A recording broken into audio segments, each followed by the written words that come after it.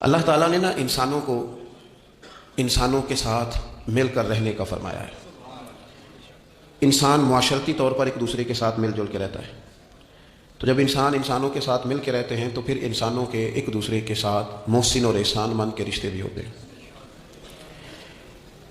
جس طرح احسان جتلانا ایک بہت بری صفت ہے اور ایک بہت بڑی باطنی اور روحانی بیماری ہے، اسی طرح احسان فراموشی کرنا بھی بہت بڑا ظلم ہے۔ ہمارے ہاں آج کل جو چیزیں بڑی سستی ہیں، بڑی ارزاں ہیں، بڑی سوکھی مل جاتی ہیں، ان میں ایک چیز احسان فراموشی بھی ہے۔ قرآن مجید فرقان حمید نے سورہ بقرہ کے اندر ایک مسئلہ طلاق کا بیان فرمایا کہ اگر کوئی خالی نکاح ہوا ہو اور طلاق دے دے اپنی بیوی کو تو وہ حق مہر کا کیا معاملہ کرے۔ طلاق ہو رہی ہے، بات طلاق کی، میاں بیوی کے جدا ہونے کی بات آ گئی، تو اس مقام پر اللہ تعالیٰ نے قرآن مجید میں میاں بیوی کو کیا کہا؟ فرمایا وَلَا تَنْسَبُوا الْفَضْلَ بَيْنَكُمْ، آپس میں ایک دوسرے کے احسان کو بھلا نہ دو۔ وقت طلاق بھی تمہارے جو ایک دوسرے پر احسانات ہیں ان کو بھلا نہ دینا۔ کیوں کہ ان اللہ بما تعملون بصیر، بے شک اللہ تمہارے کاموں کو دیکھ رہا ہے۔ انسان کا انسان کے ساتھ جو بھلائی کا رشتہ ہے، نیکی کا، اسے کبھی نہ بھلایا جائے۔ اور قرآن مجید نے کہا هل جزاء الاحسان الا الاحسان، کیا ہے بھلا نیکی کا بدلہ مگر نیکی۔ احسان کا بدلہ صرف احسان۔ ہم احسان مندی نہیں کرتے، مزاج نہیں پیدا کرتے۔ اچھا کبھی احسان مانتے بھی ہیں تو کسی نے جو ایک دو احسان کر دیے ہیں اس کا مانتے ہیں، اور ہمارے جو قریبی ہیں، جو اپنے ہیں، جن کے احسان گنے نہیں جا سکتے، شمار نہیں کیے جا سکتے، ہم پر سب سے زیادہ احسان ہمارے رب کریم کا ہے۔ اس نے ہمیں پیدا کیا ہے، اس نے ہمیں زندگی دی ہے، وہ ہمیں رزق دیتا ہے، اس نے ہمیں شعور دیا ہے، اور پھر اس کے بعد ہمارے اوپر سب سے بڑھ کر احسان ہمارے رسول پاک کا ہے صلی اللہ علیہ وسلم۔ حضور کا تو وجود ہی پورا اللہ کا احسان ہے۔ لقد من اللہ علی المؤمنین اذ بعث فیہم رسولا، رب کہتا ہے میں نے تم پر احسان کیا ہے کہ میں نے تمہیں اپنا رسول عطا فرمایا ہے۔ حضور کا سارا وجود ہی ہمارے اوپر احسان۔ لیکن آپ دیکھ لیں اس احسان مندی کا جو خاص جذبہ ہونا چاہیے تھا، اور ہمارے وجود میں اس کے جو اثرات ہونے چاہیے تھے، اور ہماری طبیعت جس طرح جھکی ہوئی ہونی چاہیے تھی اس احسان پر، وہ ہمارا مزاج نہیں بنتا الا ماشاءاللہ۔ اللہ تعالیٰ کے احسانات ہیں، نبی پاک کے احسانات ہیں، پھر علماء، مشائخ، قرآن مجید کے تراجم، تفاسیر، احادیث کی شروحات لکھنے والے، ہمیں سمجھانے والے، جو ہمیں اللہ رسول سے جوڑتے ہیں، جو ہمیں وہ رستہ دکھاتے ہیں، ان لوگوں کے احسانات ہیں، ہمارے اساتذہ کے احسانات ہیں۔ اور دنیاوی احسانوں میں سب سے بڑھ کر جو ہمارے اوپر احسان ہے وہ ہمارے والدین کا ہے۔ اور قرآن مجید میں اللہ کریم نے فرمایا میرا بھی شکر ادا کرو اور اپنے ماں باپ کا بھی شکر ادا کرو، ان کا بھی شکریہ ادا کرو۔ مزاجوں میں تشکر کا جذبہ نہیں۔ وہ میں ایک دوست ناراض ہو گئے اپنے گھر سے، والدوں نے کہا ٹھیک ہے آپ الگ ہو جائیں، جو ان کا حصہ تھا وہ ان کو دے دیا، 4 بھائیوں میں سے ایک کو انہوں نے روانہ کر دیا۔ اب ظاہر ہے کچھ پریشان ہوئے، گھر چھوڑنا تھا تو ایک اور جگہ منتقل ہوئے، تو ان کے ایک دوست نے ان کی مدد کی اور ان کو انہوں نے کچھ دن اپنے ساتھ رکھا، پھر آہستہ آہستہ مواقع بن گئے اور جگہ ان کو مل گئی۔ تو وہ میرے ساتھ گفتگو کر رہے تھے، تو ہم جو سادہ لوگ ہوتے ہیں، دیسی دیہاتی، وہ ہم ایک بات ہی پکڑ لیتے ہیں ساری زندگی، اور تصویر کا دوسرا رخ دیکھنے کو تیار نہیں ہوتے۔ کہنے لگے کہ یہ میرا محسن ہے، اس نے اتنے دن مجھے گھر رکھا، کوئی 20-25 دن اس نے مجھے اپنے گھر رکھا، پھر اس نے میرے ساتھ تعاون کیا، پھر کاروبار چلانے میں میری مدد کی، پھر مجھے مکان لے کے دیا۔ 1-2 سال تک اس طرح اس نے مجھے سپورٹ کیا کہ میں ٹانگوں پہ کھڑا ہو گیا۔ اماں ابا نے تو مجھے نکال دیا تھا، اور ان کی وہ شکوے بھی بیان کرنے لگا، شکایتیں بھی کرنے لگا۔ تو میں نے اسے کہا کمال ہے نا، جس نے 20 دن گھر میں رکھا وہ محسن ہے، اور جس ماں نے 9 مہینے پیٹ میں رکھا اس کے بارے میں تیرا رویہ ہی بدل گیا ہے۔ آپ غور کریں گے اور سمجھیں گے اس بات کو کہ 9 ماں نے پیٹ میں رکھا، اور کیا دکھ سہے، کیا تکلیف ہے۔ اور میں نے کہا اس نے 2 سال سپورٹ کی ہے، اور یہ تو تیرا محسن ہے۔ اور جس باپ نے اتنی سپورٹ کی کہ تیرے 3 بچے بھی ہو گئے، تو وہ بس 1-2 منٹ میں تو وہ چپ کر گیا۔ میں نے کہا تمہیں یہ سپورٹ نظر نہیں آئی؟ ہم جو پیر صاحب تک پہنچے، ہم جو استاد صاحب تک پہنچے، ہم جو دوستوں تک پہنچے، ہم جو رشتہ داروں تک پہنچے، ہم جو اولاد تک پہنچے، ہم جو سسرال تک پہنچے، ہم جہاں بھی پہنچے، اس پہنچنے میں پہلا کردار ہمارے ماں باپ کا ہے۔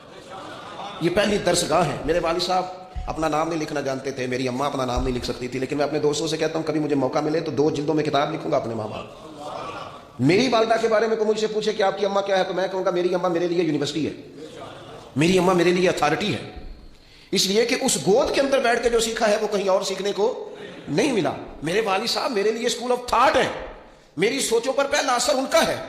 ہم مطلب وہ نئے نئے رنگ، نئے نئے انداز، نئی نئی چیزیں دیکھ کر پیچھے ہم ہر چیز بھولتے جاتے ہیں، اور نئے نئے نہ یار بنائیے۔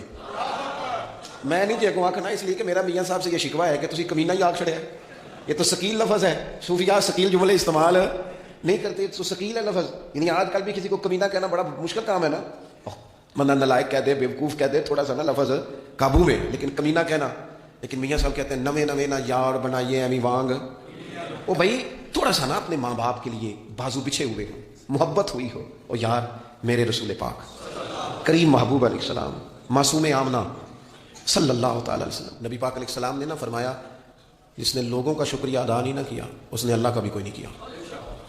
اگر تو کسی کا احسان مند ہی نہیں، اگر تو کسی کا مشکور ہی نہیں تو اللہ کا کیا شکر ادا کرے؟ حضور نے فرمایا جب کوئی تمہارے ساتھ نیکی کرے تو بہترین بدلہ دینے کی کوشش کرو۔ وہ بابا بلے شاہ صاحب نے نا کتے کی وفاداری کا بیان فرمایا ہے، اور بڑی سمجھنے والی بات ہے۔ بابا صاحب کہتے ہیں کہ کتا جو ہے نا اس کے ہم مالک ہیں، تو ہمارا بھی تو کوئی مالک ہے نا۔ فرماتے ہیں ایک روٹی کتے کو ڈالتے ہیں، دوسری مانگے تو کئی دفعہ لوگ جوتا بھی مار دیتے ہیں، لیکن خود مالک جو ہے کتے کا وہ پنکھے کے نیچے اے سی کے نیچے سویا ہے، اور کتا جا کے صبح کسی درخت کے نیچے سوتا ہے، اور ساری رات مالک سویا ہوا ہے، یہ پہرے داری کر رہا ہے، اور کسی کو بھی اس کے گھر میں آنے نہیں دے رہا۔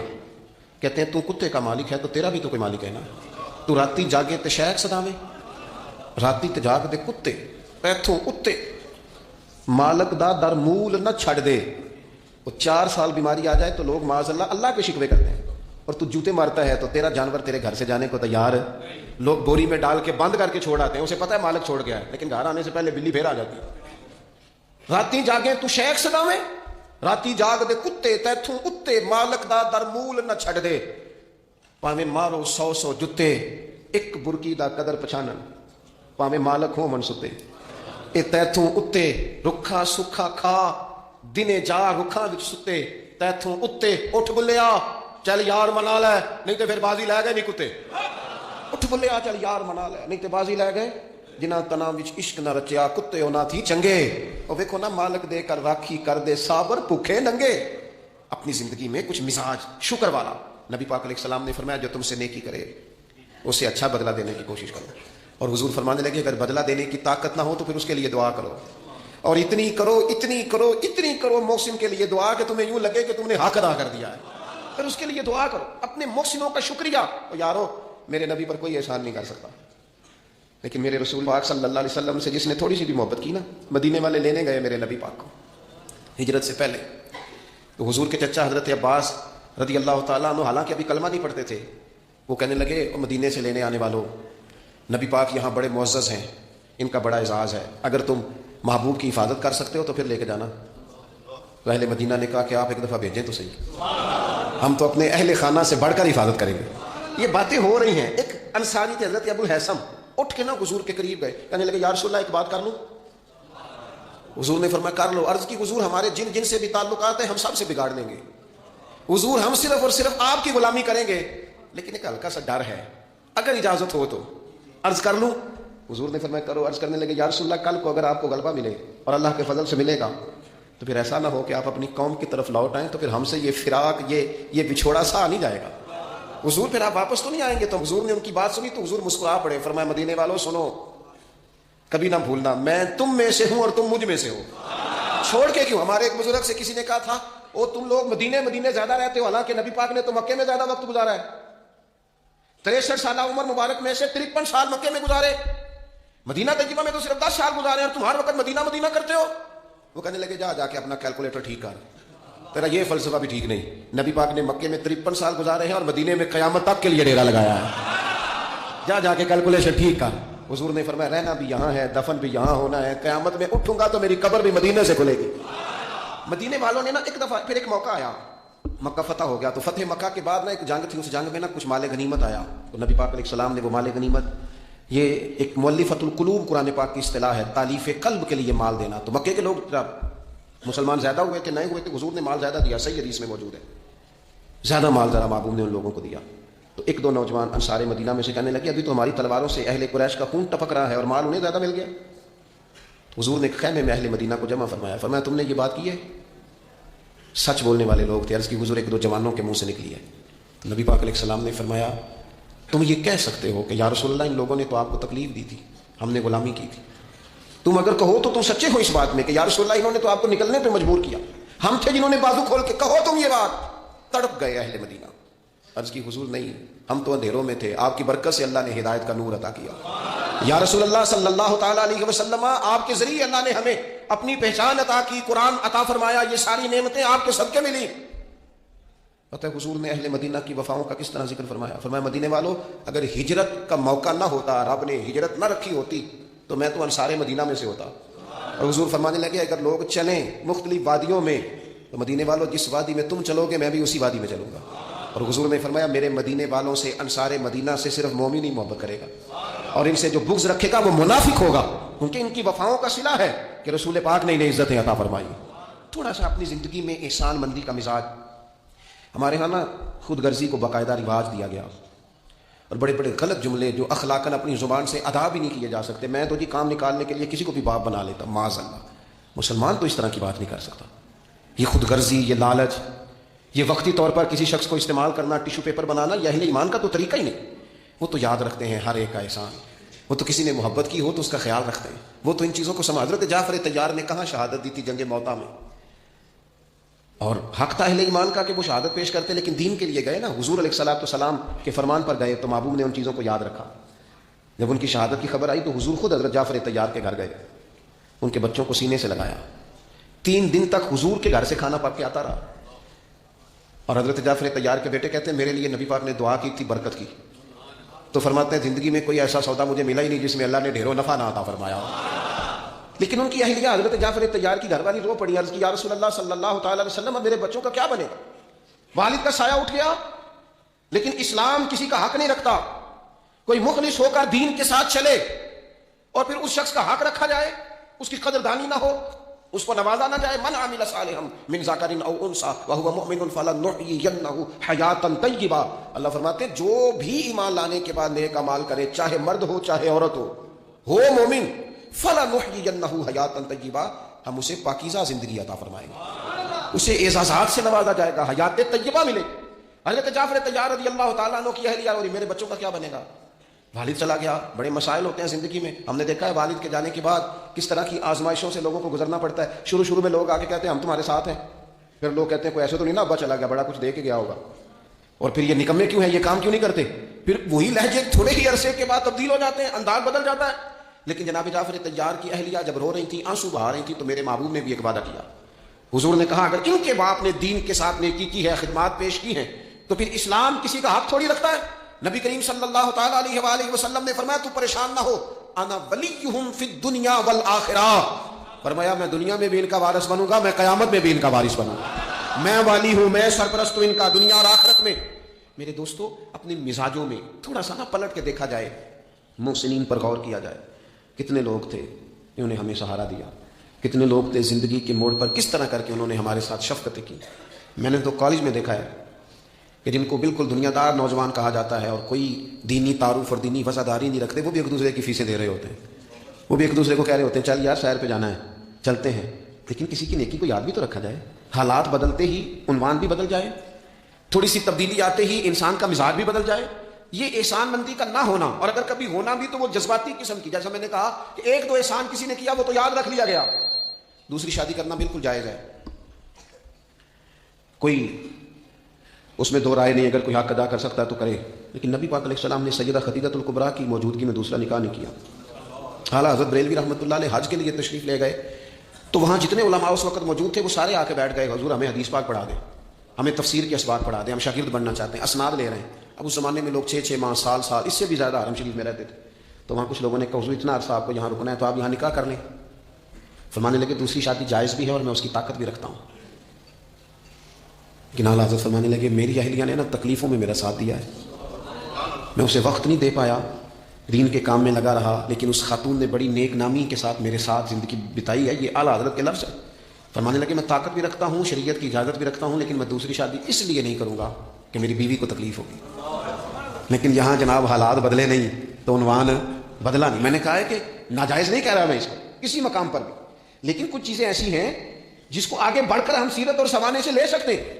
سیدہ خدیجہ الکبریٰ رضی اللہ تعالیٰ عنہا نے حضور سید عالم علیہ السلام کے ساتھ وہ وقت گزارا تھا جو اسلام پر غربت کا وقت تھا، جو کفار کی اذیتیں برداشت کرنے کا وقت تھا، جس وقت معاذ اللہ کمر مبارک پر اونٹ کی اوجڑیاں رکھی جاتی تھی، راستے میں کانٹے بچھائے جاتے تھے، پتھر برسائے جاتے تھے۔ اس موقع پر سیدہ پاک حضور کی بارگاہ عالی مرتبت میں رہی، حضور کی ہر زوجہ کی کیا شان ہے، اور پھر سیدہ عائشہ صدیقہ جو محبوبہ ہیں محبوب خدا کی، کیا عظمتیں ہیں، پر سیدہ خدیجہ الکبریٰ کا انفرادی انداز ہے۔ حضرت عائشہ صدیقہ کہتی تھی میں نے اس خاتون پر ہمیشہ رشک کیا، بڑے سارے لوگ آتے تھے حضور سے ملنے، لیکن دروازے پر ایک خاتون بولی، جناب حالہ بنت خولت، دروازے پر خاتون بولی، اجازت مانگی السلام علیکم کے بعد میں آ جاؤں؟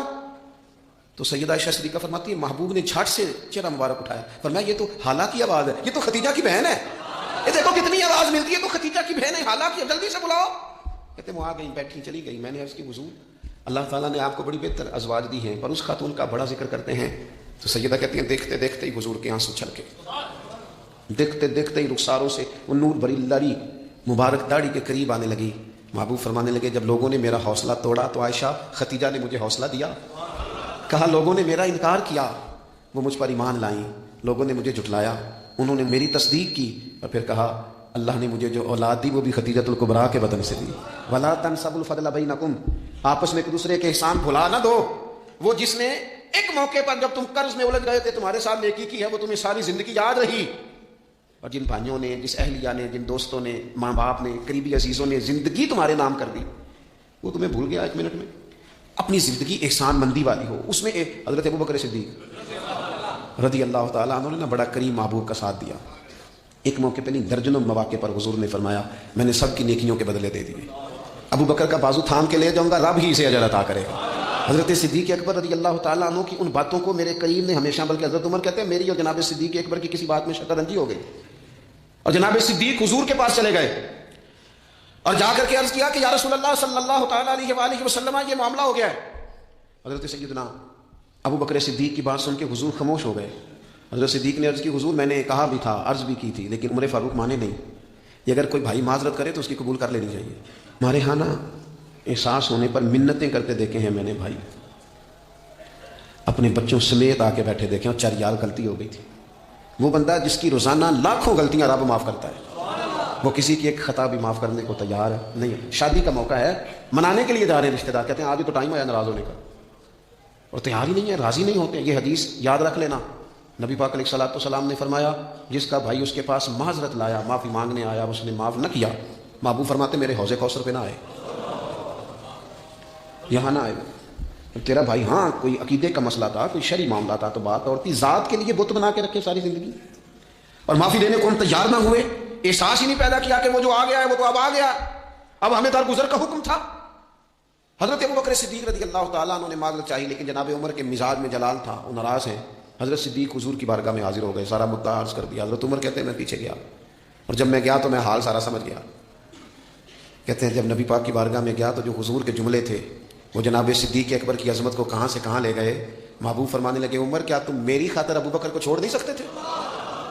فرمایا جب سب مجھے جھٹلا رہے تھے یہ میری تصدیق کر رہا تھا، جب سب کی تلواریں نیام سے باہر نکلی ہوئی تھی اور ابوبکر سینہ کھول کے میری حفاظت کر رہا تھا، تم میری وجہ سے اسے چھوڑ نہیں سکتے تھے۔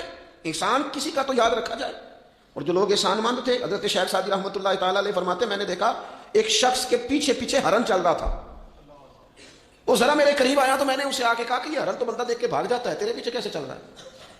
تو سعدی فرماتے ہیں وہ شخص کہنے لگا اس کا بچہ مر رہا تھا، میں نے بچایا ہے، میں نے اس کے بچے کو پانی پلایا ہے، گھاس کھلائی ہے، تو جب سے یہ دم ہلاتا ہلاتا میرے پیچھے ہے۔ حضرت سعدی فرماتے ہیں اس کے گلے میں رسی کوئی نہیں تھی، اور اگر اس کے گلے میں کوئی رسی تھی تو احسان کی رسی تھی، جس سے وہ بندھا ہوا پیچھے پیچھے چلا آ رہا تھا۔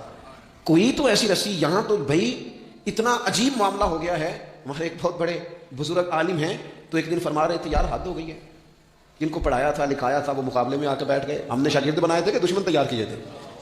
وہ عربی کا ایک محاورہ ہے نا جس سے نیکی کرو پھر اس کے شر سے بھی بچو، بعض تو سے حضرت علی کا قول بھی کہتے ہیں اپنی زندگی میں یہ مزاج کبھی نہ بنائیں، کبھی نہ بنائیں، کبھی کوئی ایسی طبیعت کے اندر بات نہ لائیں۔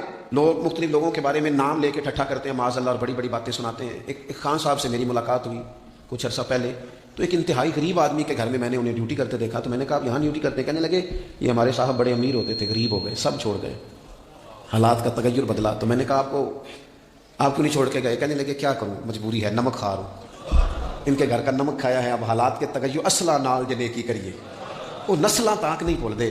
تو وہ میرے دوست کہنے لگے میں نے اسے 20ویں دفعہ کہا ہے کہ تو چلا جا، سب چلے گئے اور میرے پاس گنجائش بھی نہیں، لیکن یہ کہتا ہے یہی روٹی کھائی ہے، جب راج کے ملتی تھی تب بھی کھاتے تھے، اب ایک ملتی آدھی آدھی کھائیں گے۔ رہنا یہیں پہ ہے، احسان مندی کا مزاج، اور بالخصوص اپنے قریبیوں کے بارے میں، اپنے اہل خاندان میں سے قریبیوں کے بارے میں احسان مندی کا مزاج بنائیں. اپنی طبیعت سے ناشکری، اپنی طبیعت سے رشتوں کو توڑنا، اپنے مزاج سے اپنے قریبیوں کے احسانات کو بھول جانا، اس سے باہر آئیں. اپنے اساتذہ کے لیے جذبات پیدا کریں. اعلیٰ حضرت رحمۃ اللہ علیہ فرماتے ہیں استاد بدرجے باپ کے ہے، اور اس استاد سے کون مراد ہے؟ شیخ مرشد بھی اسی میں داخل ہے، جس سے ہم تربیت لیتے ہیں، جس کی وجہ سے اللہ ہمیں کوئی خیر نصیب کرتا ہے، جس کی بات سے کچھ سیکھتے ہیں، وہ بھی اس میں داخل ہے. فرماتے ہیں ان کا حق ہے. اور جو حق والے تھے انہوں نے حق اس طرح سمجھا کہ حضرت مولا علی شیر خدا فرماتے ہیں میرا استاد اگر چاہے تو مدینے کے چوک میں کھڑا کر کے مجھے بیچ دے، میں بک جاؤں گا، لیکن اس کے حق سے میں پیچھے نہیں ہٹوں گا. 17 رمضان مبارک کو جنگ بدر ہوئی. نبی پاک علیہ السلام نے فرمایا رب کریم نے بدریوں سے وعدہ کر لیا ہے جو جو بدر میں شریک ہوئے، اللہ نے وعدہ کر لیا ہے رب سب کو جنت عطا فرمائے گا. اہل بدر میں سے کچھ شخص آتا نا تو صحابہ اٹھ کے اس کا استقبال کرتے. بدر کے لوگوں نے جب کہا نا شہدائے بدر اور شہدائے احد کو فلاں فوت ہو گیا، فلاں مر گیا، تو اللہ نے کہا وَلَا تَقُولُوا لِمَن يُقْتَلُ فِي سَبِيلِ اللَّهِ أَمْوَاتٌ، خبردار تم نے مردہ کہنا بھی نہیں، جائے میرے راستے میں ابھی اسے مردہ کہا جائے، بل احیاء، بلکہ وہ زندہ ہیں، وہ زندہ ہیں. تم شعور نہیں رکھتے ان کی زندگی کا تو تم نے مردہ کہہ دیا، وہ تو زندہ ہے.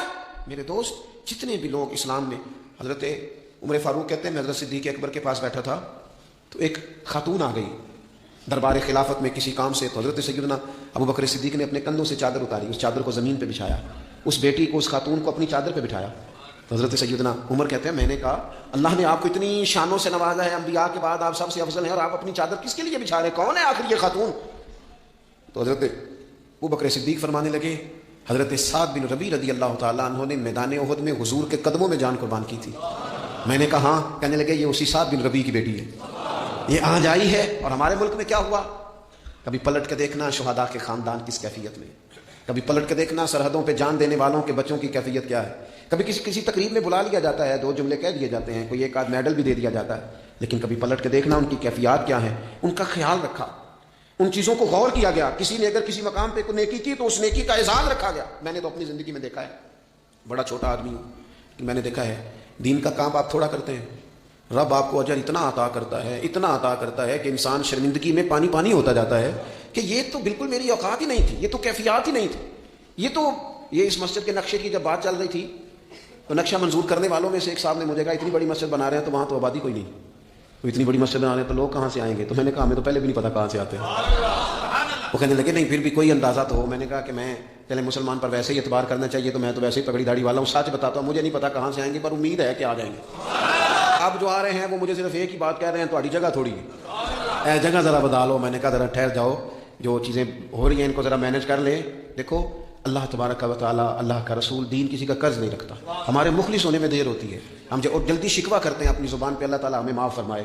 بعض اوقات نہ چاہتے ہوئے کچھ ایسی باتیں آ جاتی ہیں جن میں بعد میں شرمندہ ہوتی ہیں، یار یہ جملہ کیوں کہا؟ دین تو بڑا اعزاز دینے والا. اپنے محسنوں کا شکریہ ادا کریں. آپ یقین کریں میں نے زندگی میں ایسے اساتذہ دیکھے جن کا مقصود تنخواہ لینا نہیں تھا، پڑھانا تھا، اور انہوں نے جیب سے خرچ دے کے بچوں کو پڑھایا، دل لگایا، جدوجہد کی. ایسے مشائخ دیکھے جنہوں نے وارفتگی کے ساتھ لوگوں کو دین کی طرف قائل کیا. اب نا زمانے میں تکلف پیدا ہو رہا ہے، اب طبیعتیں احسان مند نہیں رہی. بچے اپنے ماں باپ سے جب یہ کہیں کہ آپ نے ہمارے لیے کیا کیا ہے، اور جب شاگرد اٹھ کے اپنے استاد سے کہیں کہ اگر پڑھایا ہے تو فیس نہیں لی، مفت پڑھایا ہے. اگر کوئی بیوی اٹھ کے اپنے خامد سے کہہ دے، نبی پاک علیہ السلام نے فرمایا، بخاری میں موجود ہے، کہ ساری زندگی تم عورت کے ساتھ نیکی کرتے ہو لیکن تمہارا ایک عیب دیکھتی ہے تو وہ کہتی ہے میں نے تو کبھی تم میں کوئی بھلائی دیکھی نہیں، یہاں تو سکھ پایا ہی نہیں. فرمایا اس بنیاد پر کثرت سے عورتیں دوزخ میں جائیں گی. اور اگر وہ خاتون جس نے سارے دکھ سکھ دھوپ چھاؤ خامد کے ساتھ گزاری، اگر خامد اسی کو اٹھ کے تانا زنی کرے، اس کے 2 ایک کاموں کو بنیاد بنا کر کہ یہ چیز نہیں ملی، یہ کپڑا وقت پہ استری ہوا نہیں ملا، اس کی زندگی کی ساری نیکیوں کو توڑ کے رکھ دے، یہاں تک کہ اس کے ماں باپ کے بارے میں بھی کمزور جملے کہے، تو اللہ کا قرآن کہتا ہے وَلَا تَنْسَبُوا الْفَضْلَ بَيْنَكُمْ، آپس میں ایک دوسرے کا احسان بھول نہ جایا کرو. تھوڑا سا احسان مند رہیں، تھوڑا سا چیزوں کو سمجھیں، تھوڑا غور کریں. اگر یہ مزاج میں بات پیدا ہو جائے تو زمانے میں قرار آئے گا، ہم ایک دوسرے کی قدر کا احساس ہوگا، مل کے رہنا ہم پسند کریں گے، ہمارے اندر وہ چیزیں آئیں گی. یہ ادارے بنتے ہیں، یہ چلتے ہیں، لوگ آتے ہیں، میرا ہی نام ہے، مجھے ہی لوگ جانتے ہیں، میرا ہی تعارف ہوتا ہے، لیکن میں تو ابھی آیا ہوں. تو جس نے یہاں میرے آنے سے پہلے صفحے بچھائی ہیں وہ بھی تو بڑا قیمتی آدمی ہے نا، جس نے جھاڑو دیا اس کی بھی تو بڑی بات ہے نا. جو میں چلا جاؤں گا اپنے معاملات میں، جہاں مجھے مزید سفر کرنے نکل جاؤں گا تو یہاں ڈیوٹی کریں گے، یہاں سے چیزیں اٹھائیں گے، ان کی بھی تو بڑی بات ہے نا. لیکن ہم احسان ماننے کو تیار، یعنی سو رہے ہیں سیٹ صاحب گاڑی میں، پیر صاحب علامہ صاحب سو رہے ہیں، ڈرائیور گاڑی چلا رہا ہے تو سویا ہوا پتہ نہیں کتنی دیر ہو گئی، ایک ذرا جگہ کسی جگہ بریک لگ گئی تو آنکھ کھلتے کہتا ہے تیار نہ چلا. او بھائی تو سویا ہوا تھا، اس کی نیکی سمجھ جس نے ساری رات تجھے سفر کرایا ہے، اور یہاں تو تلخ ہو گیا صرف ایک بات پر، احسان مندی کا مزاج نہیں۔ مطعم بن عدی ایک سردار تھا قریش کا، یہ بات نا، یہ ایک میں پڑھتے میں بدر کو پڑھ رہا تھا دراصل، یہ ایک بات میں نے پڑھی تو یہ سارا عنوان ہی میں نے بدل دیا، میں نے کہا بات ہی اس پہ کر دیں۔ ایک شخص کا ذکر آیا بدر میں، مطعم بن عدی کا، کافر ہے، مسلمان نہیں ہوا، بدر میں اس کا ذکر آیا۔ ذرا دیکھیے ذکر کیسے آیا۔ نبی اکرم صلی اللہ تعالیٰ علیہ وسلم جب طائف سے واپس آئے نا، تو جب کوئی شہر سے جاتا تھا واپس آتا تھا تو کسی کی پناہ میں آتا تھا تاکہ پھر اسے تکلیف نہ دے، اس دور کا رواج تھا۔ تو نبی پاک علیہ السلام جب واپس آئے تو کئی لوگوں سے بات کی گئی لیکن کوئی بھی آگے نہ بڑھا حضور کی حفاظت کے لیے۔ تو مطعم بن عدی اپنے 6 یا 7 بیٹوں کو لے کر اسلحے سمیت پوری شان و شوکت کے ساتھ نبی پاک کو لے کے آیا، اور پھر حضور نے بیت اللہ شریف میں نماز پڑھی۔ وقت گزر گیا، ایک دور کی بات تھی، ایک بات تھی، وہ دور گزر گیا، اس کے بعد بڑے دور آئے، اللہ نے معراج عطا کی، حضور یہاں آ گئے مدینہ طیبہ میں، یہاں سینکڑوں لوگ مسلمان ہوئے، بدر میں اللہ نے فتح دی۔ جب بدر کے قیدیوں کی بات چل رہی تھی نا، یہ جو لوگ قیدی ہو کے ہیں انہیں کس طرح چھوڑنا ہے، تو بڑے بڑے سردار مکے کے تیار تھے سفارش کے لیے آنے کے لیے، ان قیدیوں کو چھوڑ دیا جائے۔ یہاں بھی مشورہ ہو رہا تھا کیا کرنا ہے، قتل کر دیا جائے ان کفار کو، یہ بھی مشورہ تھا، فدیہ لے کے چھوڑ دیا جائے، یہ بھی مشورہ تھا، بہت ساری چیزیں ابھی طے ہونی تھی۔ تو ان ساری باتوں کے بیچ اچانک کیفیت بدلی۔ صحابہ کہتے ہیں باتیں ہوتے ہوتے ایک نیا رخ بات نے اختیار کیا۔ محبوب کریم اچانک فرمانے لگے، آج اگر مطعم بن عدی زندہ ہوتا، کیونکہ فوت ہو گیا تھا، کہا آج اگر مطعم بن عدی زندہ ہوتا اور وہ مجھ سے آ کے کہتا ان قیدیوں کو چھوڑ دے، تو حضور فرماتے ہیں میں دیر نہ کرتا، فوراً ہی چھوڑ دیتا، چونکہ مجھے اس کی وہ نیکی یاد ہے، اس نے وہ جو اس وقت میرے ساتھ رویہ رکھا مجھے بھولا نہیں۔ صرف ایک بات آپ کی خدمت میں عرض کرنا چاہتا ہوں کہ اپنی زندگی میں نا، وہ انسان بڑا چھوٹا ہوتا ہے جب ماں اسے وقت دیتی ہے، بڑا چھوٹا ہوتا ہے جب باپ اسے وقت دیتا ہے۔ بڑے اساتذہ کے پاس بڑی کتابیں جب بندہ پڑھتا ہے وہ بھی بڑا وقت ہوتا ہے، لیکن جب اسے یہ اچھی طرح پہچان کرانی ہوتی ہے نا کہ یہ الف ہے، یہ با ہے، اور نہیں یہ تا ہے، آنکھیں کھول کے دیکھ، 2 نقطوں والا تا ہوتا ہے، یہ سا ہے، وہ بھی بڑے مشقت والے لوگ ہوتے ہیں، وہ بھی بڑی محنت کرتے ہیں، لیکن کیا کریں، بھول جاتے ہیں لوگ، نہیں یاد رہتا۔ وہ جس کی بات سن کے اللہ نے دین کی توفیق دی، اس کی بات سن کے اس طرف مائل ہوئے، پھر ریسرچ کی اور پھر اسی کو ان پڑھ کرنا شروع کر دیا، پھر کہا کہ وہ توجہ تو اس نے دلائی تھی پر یہ بندہ ٹھیک نہیں۔ یہ ہمارے ہاں عجیب ناشکری کا اور احسان فراموشی کا مزاج آیا ہے۔ ہمیں ہمارا دین کہتا ہے آپس میں ایک دوسرے کے احسانوں کو بھلانا نہ، اور نیکی کا بدلہ ہمیشہ نیکی رکھنا۔ حضور نے فرمایا شکریہ ادا نہ کر سکو تو محسن کے لیے دعا ضرور کرنا۔ اپنی زندگی، یہ جو لوگ احسان مند ہوتے ہیں نا، یہ بڑے نفیس لوگ ہوتے ہیں، یہ حدود کے اندر ہوتے ہیں، یہ بڑے بادب ہوتے ہیں، ان کی زندگی سلجھی ہوئی ہوتی ہے، ڈھلی ہوئی ہوتی ہے، یعنی یہ وہ لوگ ہوتے ہیں جن کا کوئی ہوتا ہے، یعنی ان کی کوئی سند ہوتی ہے، ان کے کوئی پیچھے ہوتا ہے، ان کی کوئی بہک ہوتی ہے، انہیں کوئی کہنے والا ہوتا ہے، ان کا کوئی استاد مرشد ہوتا ہے، انہوں نے کسی سے سیکھا ہوتا ہے، ان کی کوئی پشت ہوتی ہے، یعنی یہ وہ ہوتے ہیں جن کا کوئی ہوتا ہے۔ اور جو کہے کہ میں تو ساری محنت آپ ہی کی تھی، ابھی بھی کچھ نہیں دیتا، بھائی بھی چھٹ گئے سن، فلانا بھی تو بھائی وہ بھائی تو ڈھلا ہوا ہی نہیں ہے، ایسا آزاد بندہ، اس طرح کی کیفیات، یہ انداز درست نہیں ہے۔ اپنی زندگی کو احسان مند بنائیں، ہم بڑے لوگوں کے احسان مند ہیں۔ آپ یقین کریں کبھی سوچتے ہیں تو ڈھیر سارے لوگ ایسے ہیں جن کے بارے میں سوچتے ہیں یار تیرا شکریہ کیسے ادا کریں گے، کہاں سے وہ لفظ لائیں گے، جن سے تیرے بڑے سارے زندگی میں لوگ ہوتے ہیں۔ بس اپنا مزاج احسان مندی والا بنائیں، نہ جزا دے سکیں اور نہ کوئی بدلہ دے سکیں تو دعا کے تو الفاظ ادا کیے جا سکتے ہیں۔ ایک ضروری بات آخر میں آپ سے یہ عرض کرنی ہے، یہ جو رمضان المبارک کا آخری عشرہ ہوتا ہے نا، یہ بڑا قیمتی ہے۔ میں پہلے بھی دوستوں سے عرض کرتا رہتا ہوں کہ ہم نا یہ آخری 10 دن اکثر بازاروں میں گھوم کے گزار دیتے ہیں، پہلے بھی ساری خریداری کی جا سکتی ہے۔ بخاری مسلم میں حدیث ہے، سیدہ عائشہ صدیقہ رضی اللہ تعالیٰ عنہ فرماتی ہیں آخری 10 دن جو رمضان کے ہوتے تھے حضور خود بھی بیدار ہوتے تھے، ہمیں بھی بیدار کرتے تھے۔ یہ راتیں بیدار رہنے کی ہیں، شب قدر کی تلاش کی ہیں، نبی پاک نے اعتکاف فرمایا ہے۔ کو یاد آتی ہے تو آنسو بھی نکلتے ہیں، دعا بھی نکلتی ہے۔ تھے کچھ لوگ پچھلے سال جو اس سال موجود نہیں ہیں، وقت تیزی سے گزر رہا ہے، تو یہ سعادتیں بڑی قیمتی ہیں، ان کو ضرور حاصل فرمائیں۔